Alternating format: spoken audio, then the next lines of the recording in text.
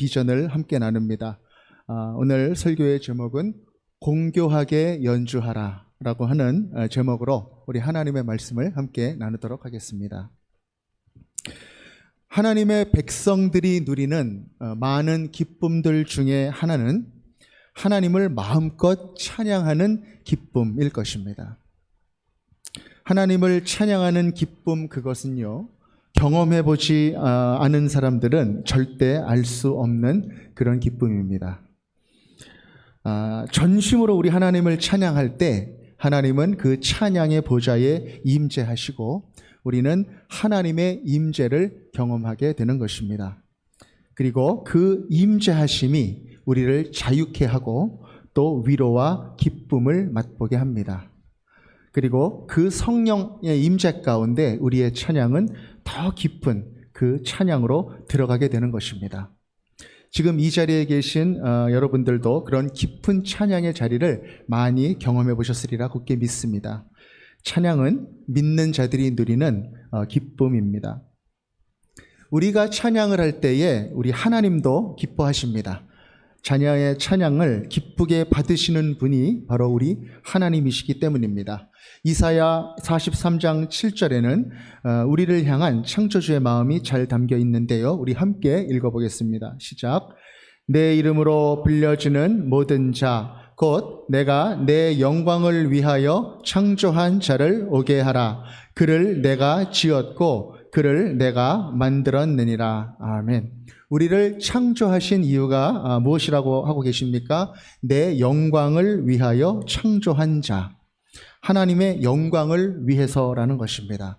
같은 장 21절에는 또 이렇게 기록하고 있습니다. 제가 읽겠습니다. 이 백성은 내가 나를 위하여 지었나니 나를 찬송하게 하려 함이니라. 아멘. 나를 찬송하게 하려 함이다. 그렇습니다. 하나님은 피조물들의 찬양을 받기를 원하십니다. 그것이 하나님이 우리를 지으신 그 목적입니다. 그렇기 때문에 우리 인간들이 하나님을 찬양하는 것은 너무나도 당연한 일일 것입니다. 그렇다면 우리가 하나님을 찬양할 때 우리가 가져야 하는 가장 중요한 태도는 어떤 것일까? 그것은 바로 우리 중심이 하나님을 찬양하는 것입니다. 우리 중심이. 성경은요, 항상 이 찬양자의 내적인 면을 강조하고 있습니다. 온 마음과 정성을 다하여 찬양해야 한다는 것이죠. 찬양자의 겉모습보다는 속 마음이 더 중요하다라고 하는 것입니다. 그렇습니다. 이 찬양의 본질은 그 마음의 태도에 있고 그 영적 진실성에 있습니다. 그 사람이 영으로 하나님을 진실되게 찬양한다면 외형적인 조건은 그렇게 중요하지 않습니다. 하나님은 고상한 음악으로만 된 찬양을 받으시는 분이 아니라 또 신곡으로만 올려드리는 찬양만 받으시는 분이 아니고 또 곡조가 조금 틀려도 그리고 가사가 좀 맞지 않는 음치의 찬양이라도 그 중심이 하나님을 향해 있다면 기쁘게 받으시는 분이기 때문에 그렇습니다. 찬양은 외연보다 그 내면이 더 중요하다라고 하는 것이죠.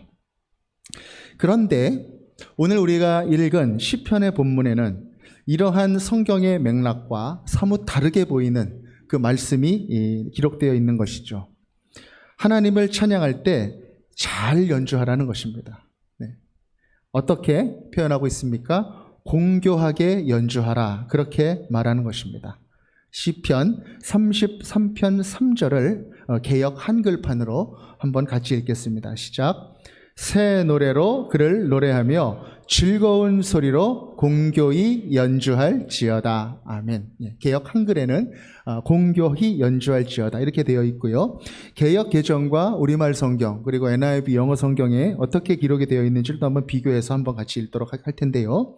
제가 한번 읽어드리겠습니다. 개역 개정에는 새 노래로 그를 노래하며 즐거운 소리로 아름답게 연주할지어다. 그래서 아름답게 연주하라 이렇게 표현되어 있고요. 우리말 성경에는 새 노래로 찬양하고 솜씨를 내 우렁차게 연주하라 이렇게 기록이 되어 있습니다. 솜씨를 내. 그리고 영어 성경에는요, Sing to him a new song, 새 노래로 그를 찬양하고 play skillfully 이렇게 되어 있습니다. 연주하여라 어떻게요? skillfully. 그리고 and shout for joy 기쁨으로 외쳐라 이렇게 기록이 되어 있습니다. 공교하게 연주하라라고 하는 표현을 이렇게 다른 언어들로 표현하고 있는 것이죠.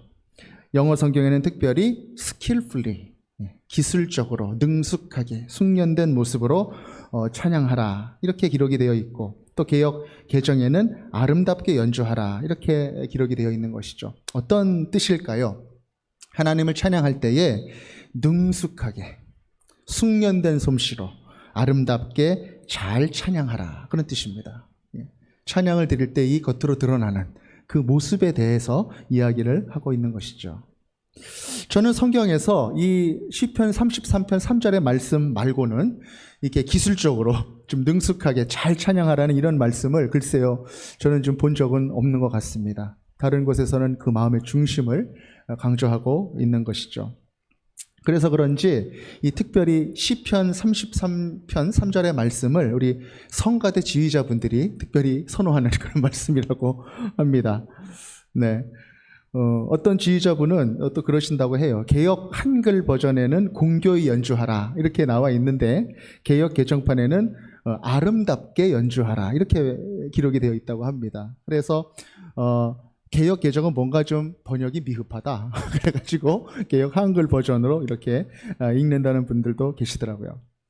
사실 그 히브리어 원어적인 의미를 보면 헤이티브라고 하는 그런 말을 쓰고 있는데 영어로 옮겨보면 skillfully 숙련되게 그렇게 그 말의 뜻과 가장 가까운 그런 원어를 쓰고 있습니다. 솜씨 있게 하나님을 찬양하라 라고 하는 것입니다. 사랑하는 여러분, 이 솜씨로 말하자면 사실 만물을 지으신 우리 하나님의 솜씨에 비길 것이 있을까 생각을 좀 해보게 되는 것이죠. 우리가 하나님이 지으신 만물을 생각할 때 위대한 예술가이신 우리 하나님을 발견하게 되지 않습니까? 세밀하고 정교하시고 아름다우신 우리 하나님의 그 창조. 어쩌면 그렇게 오묘하게 창조하셨을까? 그렇게 탄성을 지르게 되는 것입니다. 생명 하나하나의 그 존재들, 그리고 그 안에 들어있는 각각의 신체 기관들, 그리고 광활한 그 우주와 그 안에 들어있는 과학적인 그 원리와 질서들, 그리고 인간이라고 하는 매우 특별한 하나님의 창조물로서의 그 존재, 그런 것들을 생각할 때에 창조주 하나님의 성품 중에 하나가 세밀함과 정교함이구나 라고 하는 것을 우리가 분명히 알 수 있게 되는 것입니다.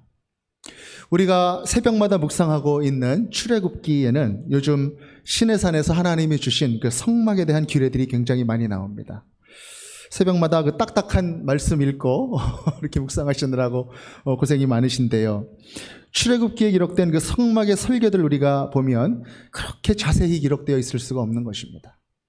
성막을 이루는 기구들의 각각의 재질들, 그 치수들, 그리고 만드는 방법들, 마치 한 땀 한 땀 수를 놓듯이 섬세하고 오밀조밀하게 또 그 안에 아주 깊은 그 영적인 의미들을 담아서 이스라엘에게 이렇게 주고 계시는 그 하나님의 세밀함을 우리가 알게 되는 것입니다. 그 성막을 교제 삼아서 하나님께서는 하나님의 거룩하심과 죄사함을 아주 정교하게 그 이스라엘에게 가르치셨던 것입니다. 그리고 이 하나님은 이 성막을 제작할 사람을 특별히 또 지명을 하셨습니다. 브살렐과 오홀리압이라고 하는 그런 사람이었습니다. 성막을 이루는 모든 재료는 최상의 것이어야 했고 그것을 다루는 사람들도 최고의 장인들이어야 했습니다. 출애굽기에 보면 이들에게 하나님께서 지혜와 총명과 지식과 여러 가지 재주로 정교한 일을 연구하게 하였다. 그렇게 기록이 되어 있는 것이죠. 섬세하고 정교하신 하나님은 성막을 그렇게 제작할 사람까지도 준비시키신 것입니다. 우리는 또 섬세하신 이 하나님이 사랑했던 또 한 사람을 기억합니다. 바로 다윗 왕입니다. 중심이 하나님의 합한 자였던 이 다윗은요, 아주 용감한 장수였음에도 불구하고 또 동시에 그는 훌륭한 찬양자였고 또 위대한 음악가였습니다. 그래서 이스라엘의 왕이 된 후에 이 다윗은 하나님을 찬양하는 찬양대를 만들었습니다. 그리고 그들로 하여금 하나님을 찬송하는 그 직분을 특별히 그렇게 맡겨서 세웠던 것이죠. 어떤 사람들을 세웠습니까? 잘 훈련된 사람, 그리고 음악에 뛰어난 사람을 골라서 세웠다라고 하는 것이죠. 우리 역대상 25장 7절 말씀 함께 읽도록 하겠습니다. 시작. 그들과 모든 형제 곧 여호와 찬송하기를 배워 익숙한 자의 수요가 288명이라. 아멘. 다윗 왕은 특별히 이 음악에 잘 훈련되고 뛰어난 달란트가 있는 사람들, 아삽과 헤만과 여두둔의 자손들을 택하여 하나님을 찬송하는 직분을 따로 맡겨 세웠습니다. 다윗에게 있어서 하나님을 찬양하는 일은 대단히 중요한 일이었기 때문에 그렇게 특별한 노력과 관심을 기울여서 찬양단을 만들었습니다. 그 찬양단의 숫자가 무려 288명이나 되었습니다. 최선을 다해 하나님을 찬양했던 다윗 왕이었던 것이죠. 그렇습니다. 뭐든지 우리 하나님께 올려드리는 것은 최선의 것으로 잘 준비가 되어야 합니다. 찬양에 있어서도 마찬가지입니다.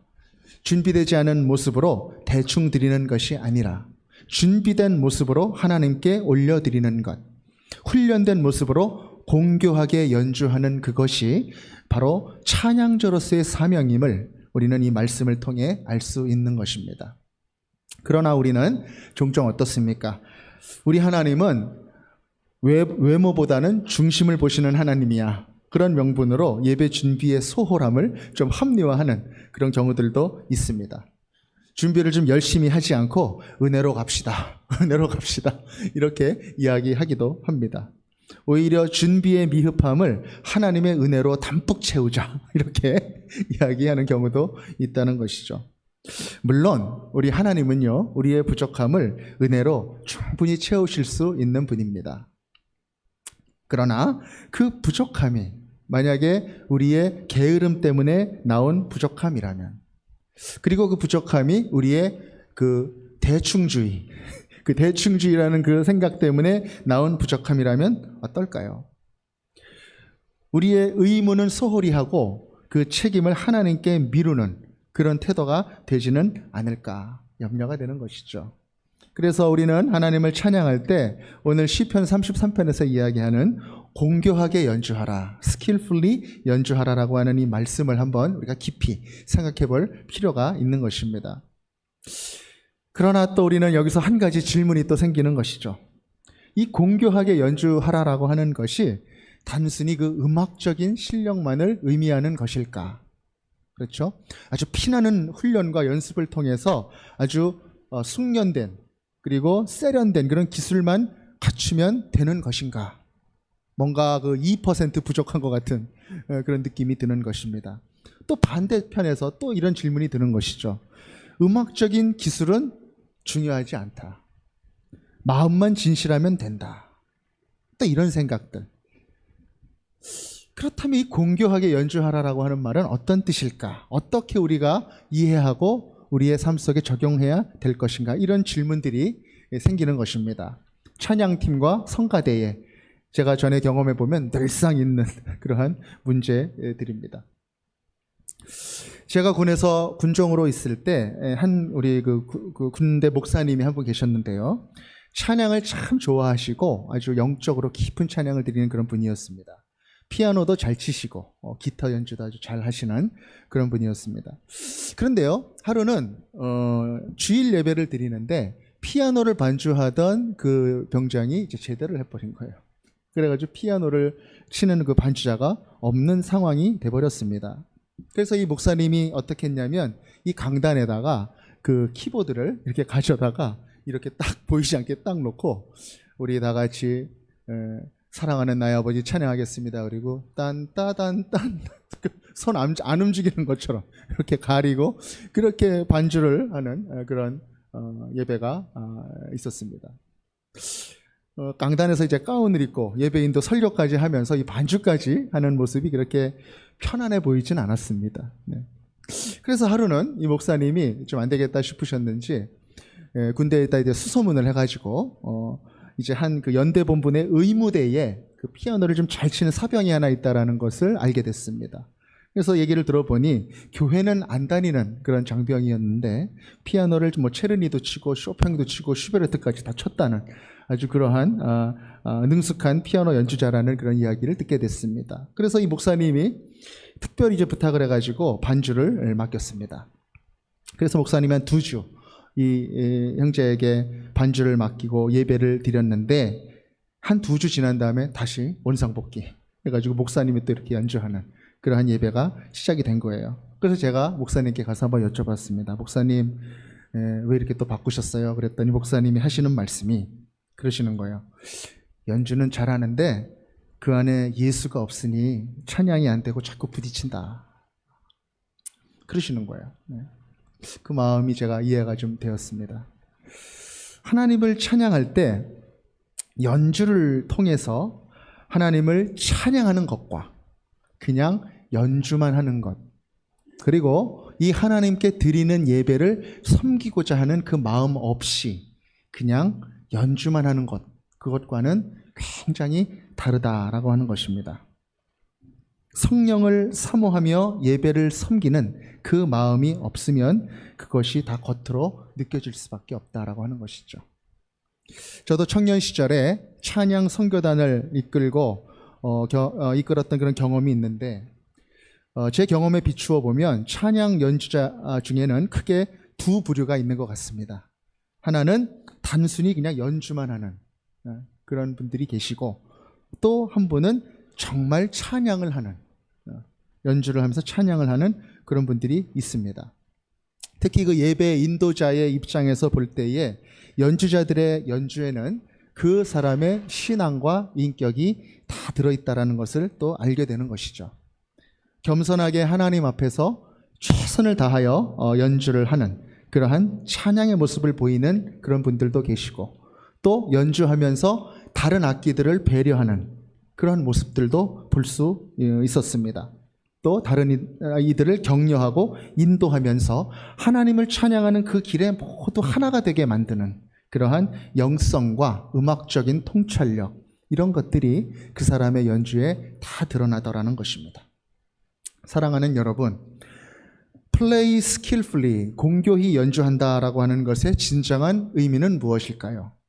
그것은 단순히 음악적인 기술만을 의미하는 것이 아니라 바로 영성이 그 안에 중심을 잡아야만, 반드시 영성이 그 안에 자리 잡고 있어야만 이루어지는 그 연주를 의미하는 것입니다. 그것이 공교하게 연주하는 것의 의미인 것입니다. 오늘 시편 33편 1절에서 5절 본문의 말씀을 자세히 읽어보면 공교히 연주하는 그 사람은 이미 하나님의 성품을 충만히 나눠 가진 사람임을 우리가 알 수 있는 것입니다. 1절에 보니까요, 너희 의인들아 여호와를 즐거워하라. 의인들아. 그리고 찬송은 정직한 자의 마땅히 할 바다. 그렇게 이야기하고 있는 것입니다. 그 의인은 수금으로 감사하고 또 비파로 찬송하며 새 노래로 하나님을 노래하고 즐거운 소리로 공교히 연주하라. 그렇게 이야기하고 있는 것이죠. 의로우신 하나님의 성품을 이미 부여받은 그 사람이 성령에 이끌려 찬양하는 모습이 바로 공교하게 찬양하는 모습인 것입니다. 하나님의 영이 충만한 그 내면으로부터 최상의 것을 우리 하나님께 아낌없이 올려드리는, 이렇게 표현할 수 있을 것 같아요. 크리스찬의 장인 정신 같은 것. 그것이 바로 공교하게 연주하는 연주자의 모습인 것입니다. 성막의 모든 기구들을 만들었던 오홀리압과 부살렐, 그들이 지명되었던 그 대목의 성경 말씀을 우리는 좀 자세히 살펴볼 필요가 있는데, 그들은 재주와 지혜를 갖고 있었던 훌륭한 기술자였고 장인이었지만 그보다 더 먼저 선행되어야 하는 것이 있었다라고 하는 것입니다. 그것이 바로 하나님의 영이었다는 것입니다. 출애굽기 31장 2절에서 4절 말씀을 다 같이 읽겠습니다. 시작. 내가 유다 지파 훌의 손자요 우리의 아들인 부살렐을 지명하여 부르고 하나님의 영을 그에게 충만하게 하여 지혜와 총명과 지식과 여러 가지 재주로 정교한 일을 연구하여 금과 은과 노스로 만들게 하며. 아멘. 하나님은 가장 먼저 무엇을 말씀하십니까? 하나님의 영을 충만하게 하셨다라고 이야기하고 있는 것입니다. 부살렐이라고 하는 사람은요, 유다 지파 사람인데 그 지혜와 총명이 너무 뛰어난 그런 장인이었습니다. 지금도 그 이스라엘에 가보면 이 부살렐이라고 하는 이름이 유명한데, 이 부살렐이라고 하는 이름은 미술과 공예에 있어서 굉장히 뛰어난 그런 사람으로 일컬어지고 있다고 합니다. 그래서 이스라엘의 그 미술대학 이름 중에 하나가 부살렐 미술대학교, 부살렐 미술공예대학교, 이런 학교도 있다고 하는 것이죠. 그렇게 재주가 있고 지혜와 지식이 있는 장인, 그러나 하나님의 성막을 만드는 데 있어서는 그 재주보다, 그 달란트보다 더 중요한 것이 있었는데, 그것이 바로 하나님의 영이었다라고 하는 것입니다. 하나님은 재능을 먼저 말씀하시지 않고 하나님의 영을 먼저 부어주셨다라고 이야기하고 있는 것이죠. 그것이 바로 이 공교함의 근본이었다라고 하는 것입니다. 그렇습니다, 여러분. 우리는요, 하나님께 올려드릴 때 하나님의 영을 먼저 구해야만 하는 것입니다. 하나님의 영이 임하여 주옵소서. 찬양과 예배의 자리에 성령께서 충만히 임하여 주옵소서. 하나님의 임재와 다스리심이 우리가 드리는 이 찬양 가운데 가득하게 하여 주옵소서. 그 마음을 가지고 우리 하나님께 전심으로 나아가는 것입니다. 예배는 단순한 예식이 아니라 하나님의 영이 임재하셔서 일하시는 바로 그 성령의 임재의 장소이기 때문에 그런 것입니다. 그렇기 때문에 우리는 이 기대감을 가지고 간절한 마음으로 하나님께 나아가야 하는 것입니다. 모세가 시내산에서 내려와서 이제 성막을 만들기 시작했을 때 모세는 하나님의 영으로 충만해진 부살렐과 오홀리압에게 어떤 일을 맡겼는가? 출애굽기 35장 35절을 같이 한번 또 읽겠습니다. 시작. 지혜로운 마음을 그들에게 충만하게 하사 여러 가지 일을 하게 하시되 조각하는 일과 세공하는 일과 청색, 자색, 홍색 실과 가는 배실로 수 놓는 일과 짜는 일과 그 외에 여러 가지 일을 하게 하시고 정교한 일을 고안하게 하셨느니라. 아멘. 하나님은 그들에게 정교하고 아주 세부적인 그 성막 제작의 일들을 꼼꼼하게 준비시키셨다라고 하는 것입니다. 무슨 뜻입니까? 그들에게는 영성이 있었고 동시에 전문성이 있었다라고 하는 것입니다.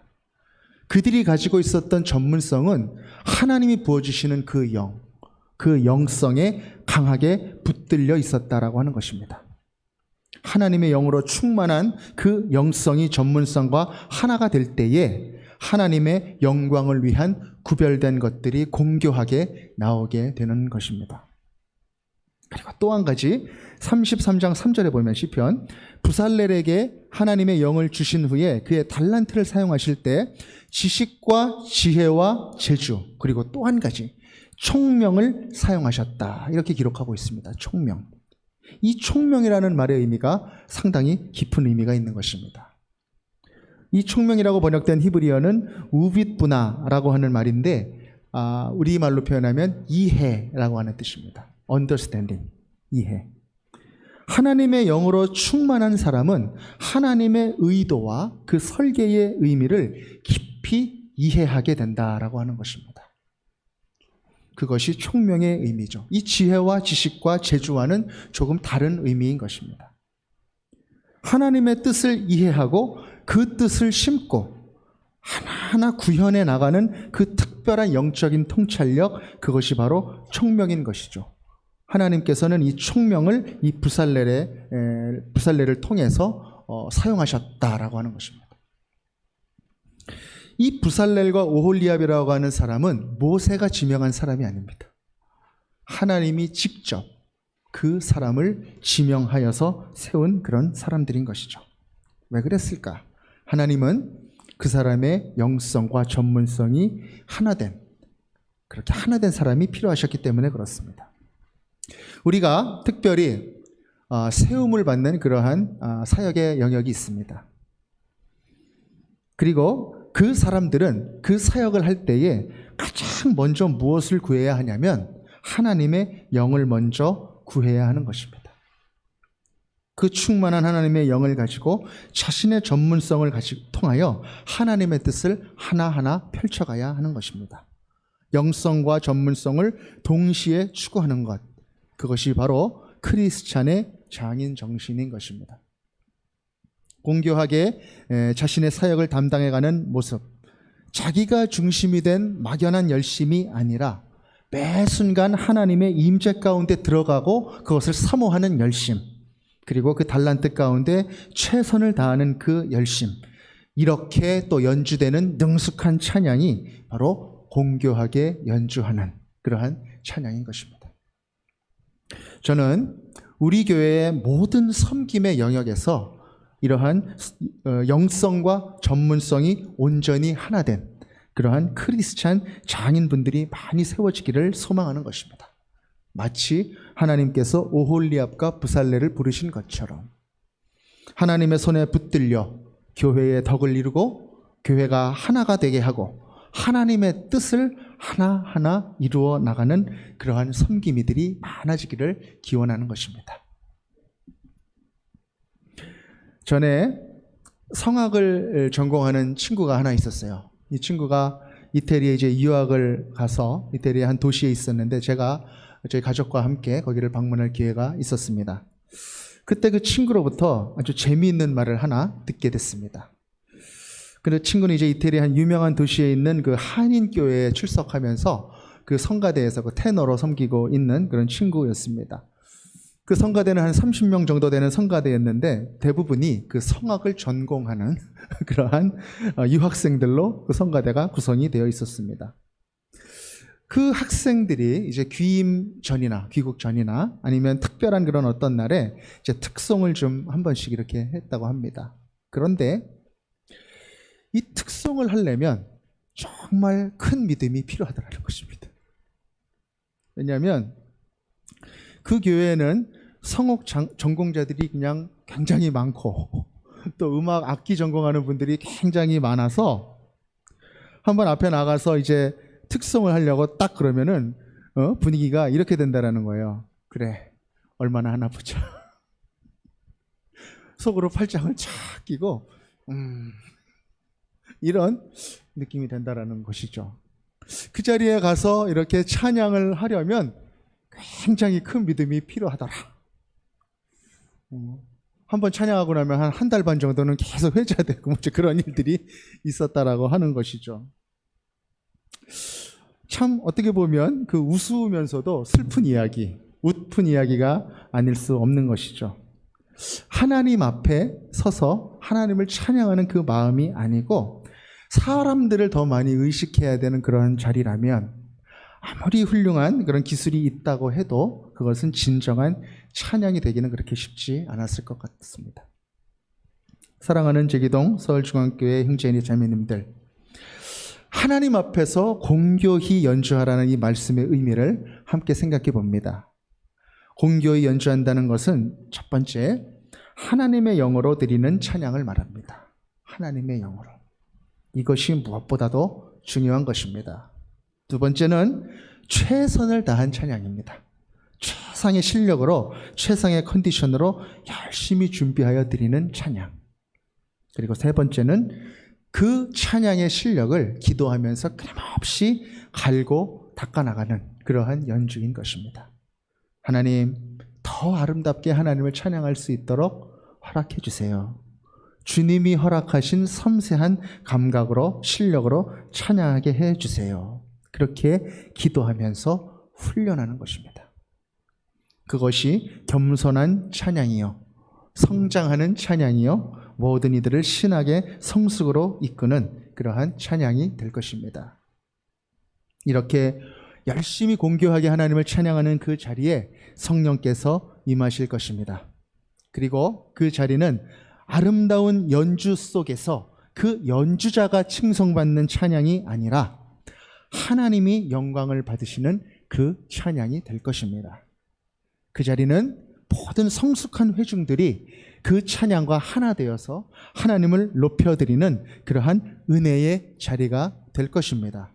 그렇게 한 마음으로 한 공동체로 하나님께 올려드리는 그 찬양을 하나님께서는 기쁘게 받아주실 것입니다. 제가 전에 두바이에서 두바이 한인교회를 다닐 때 그 교회 담임 목사님의 간증을 하나 들은 적이 있습니다. 이 간증의 내용을 함께 나누면서 오늘 말씀을 좀 마칠까 합니다. 이 목사님은 찬양의 은사가 참 없었습니다. 그래서 늘 그 마음속에 열등감도 있고 아쉬움도 있는 그러한 목사님이셨습니다. 하지만 최선을 다해서 항상 열심히 찬양을 인도하는 그러한 목사님이었습니다. 그런데 어느 날 주일 예배에 찬송가를 함께 부르는 그 찬송가를 인도를 하는데 목사님이 열심히 말이게 찬송가를 부르고 있는데 성도들이 갑자기 이러더라는 거예요. 그래가지고 목사님이 속으로 열심히 부르면서 왜 그러지? 그러면서도 끝까지 열심히 불렀다고 합니다. 그래서 끝까지 다 부른 후에 예배가 다 마쳐지고 나중에 그 찬송가를 부르는 시간에 왜 수근수근 됐는지 그 이유를 전해서 듣게 됐다고 합니다. 그 이유가 뭐냐면 찬송가가 이제 보면은 이렇게 피면은 왼쪽 페이지가 있고 오른쪽 페이지가 있잖아요. 그런데 찬송가 왼쪽 페이지를 부르는데 오른쪽 곡조로 불렀다는 거예요. 왼쪽으로 가사는 부르는데 오른쪽 곡조로 열심히 부른 것입니다. 안 그래도 평소에 음악적인 달란트가 없어서 지금 열등감도 있고 그랬는데 이렇게 실수를 한 거를 알게 돼서 목사님은 쥐구멍에 막 들어가고 싶은 그런 상황이 돼버렸다고 합니다. 그런데 가만히 생각을 해보니까 하나님께 감사가 흘러나오더라는 것입니다. 왜 그랬냐면 이 목사님이 그렇게 엉뚱한 멜로디로 찬송가를 부르는데도 이 성도님들이 끝까지 목사님의 멜로디에 맞춰서 찬송을 불렀다는 것입니다. 끝까지. 목사님은 그 사실을 알게 되고 얼굴이 화끈거리는 것을 느끼면서도 또 한편으로는 하나님께 감사했다고 합니다. 하나님께서 우리 교회를 이렇게 성숙하게 이끄시는구나. 아름답게 하나 되는 모습으로 이끄시는구나. 이 목사님이 그런 생각까지 미치게 되니 저절로 감사가 흘러나오더라는 것입니다. 그러면서 더 하나님께 찬양을 열심히 드리려고 연습하고 준비했다라고 하는 것이죠. 사랑하는 제기동 서울중앙교회 성도 여러분, 저는 우리 교회가 하나님 앞에서 아름답게 하나된 모습으로 찬양하는 교회가 되기를 바랍니다. 그리고 하나님의 영으로 찬송하며 그분 앞으로 나아가는 그 찬양의 교회가 되기를 소망합니다. 그리고 그 찬양의 흐름 속에 온전히 하나가 되어서 한 분 하나님께 영광 올려드리는 그러한 교회가 되기를 소원합니다. 우리 음악부, 성가대와 찬양팀의 복된 찬양 인도가 참으로 하나님의 영의 붙들림을 받아 공교히 연주하는 그러한 찬양이 되어 우리 교회의 찬양의 기둥이 되는 그러한 날들을 소망하며 나아갑니다. 지난주에는 찬양팀에서 최선을 다해서 우리 비대면 찬양 예배를 준비를 했습니다. 그 예배 영상을 오늘 여러분들과 함께 나누려고 우리 찬양팀 리더 우리 이지연 집사님이 일주일 동안 아주 열심히 준비를 했습니다. 그래서 오늘 오후 7시에 동영상으로 이제 우리 단톡방에 올려드릴 텐데 그때 함께 그 찬양을 나누면서 우리 하나님께 찬양을 함께 드리는 귀한 시간이 되기를 바랍니다. 그리고 저는 또 소망합니다. 코로나로 인해서 예배가 못 드리는 그런 날들도 있었고 또 주일 오후에 찬양 예배는 또 언제 드릴 수 있을지 참 중단된 그런 상태가 지속이 되고 있지만 그렇지만 우리가 하나님을 찬양하는 그 일은 멈추지 않기를, 중단되지 않기를, 우리의 삶의 자리에서 하나님을 항상 찬양하기를 소망하는 것입니다. 하나님을 찬양하는 그 찬양의 소리가 우리 제기동 서울중앙교회 가운데 가득하기를, 그리고 하나님이 그 찬양을 받고 기뻐하시기를 주 예수 그리스도의 이름으로 기원드립니다. 아멘. 우리 다 같이